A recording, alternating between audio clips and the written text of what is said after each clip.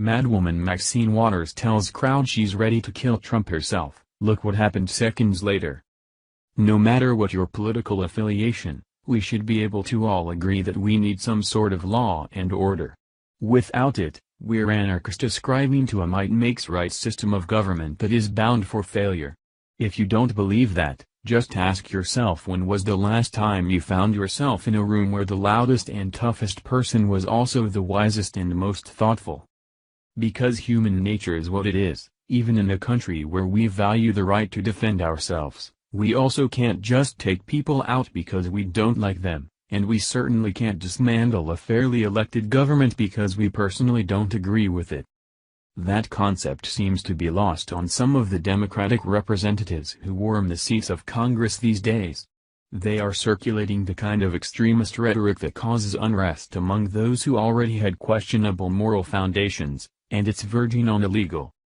The worst offender is, of course, Maxine Waters, whose recent speech was more than objectionable, railing against the president.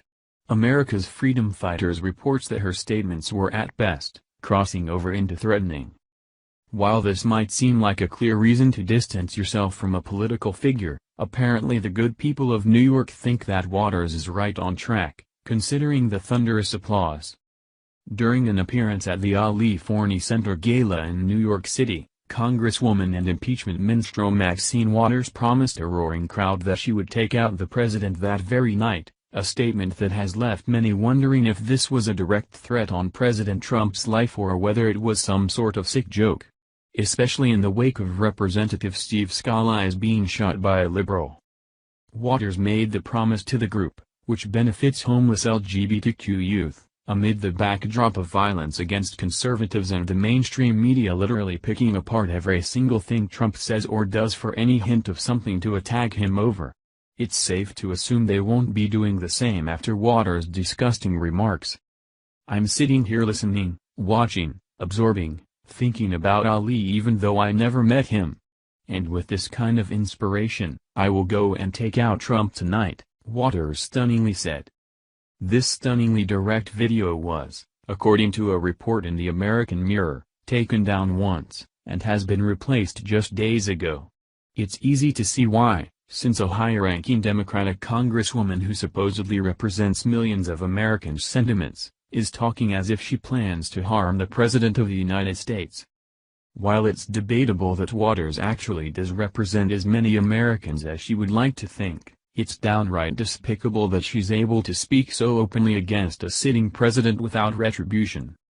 Omar Navarro, a Republican who is running against Waters in next year's congressional elections, called for her arrest in a post he made to Twitter. Omar Navarro, I'm calling for the arrest of Maxine Waters. Let's get ready for it. Navarro went on saying. Secret Service should call for Maxine Waters' immediate resignation after these comments. We don't need lip service. Waters, unfortunately, wasn't alone in her violently charged rhetoric, either. Democratic Chairman Tom Perez piled on, calling the president dangerous. We have the most dangerous president in American history and one of the most reactionary Congresses in American history, Democratic Chairman Tom Perez said during his speech. Perez also labeled Trump an existential threat with no apparent worry that his words could be taken, along with those by Waters and other liberals in the media, as ammunition for a crazy leftist to once again attack Congress or even the White House. Perez's comments come as he reorganizes the DNC to better serve establishment candidates, pushing out several prominent Bernie Sanders supporters while pretending the shuffle was about diversity when in reality it was a transparent move to make sure he can control who the party supports for president in 2020. Going back to liberals seemingly embracing violent rhetoric against the president, it is important to keep in mind that the mainstream media themselves are also directly complicit in this move towards violence, as they have either contributed to the vicious rhetoric or refused to call out those that have. These comments are more than just troubling, they're calls for action by the Secret Service.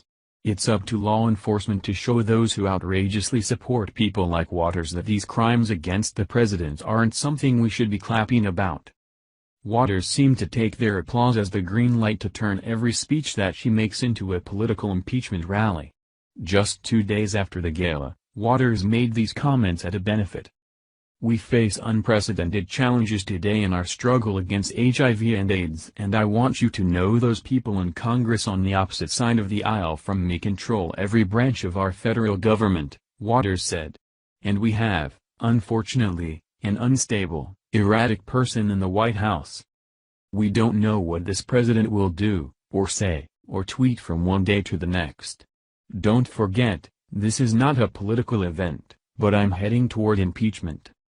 She does know that it's not a political event, but any day she gets to jab the president or rally support for her unprecedented impeachment campaign, is a good day for Waters, apparently. It's time that the American people take back their seats in Congress and elect politicians who will uphold the law instead of playing fast and loose with it. Thank you for watching this video. What do you think about this? Share this on Facebook and Twitter along with your comments.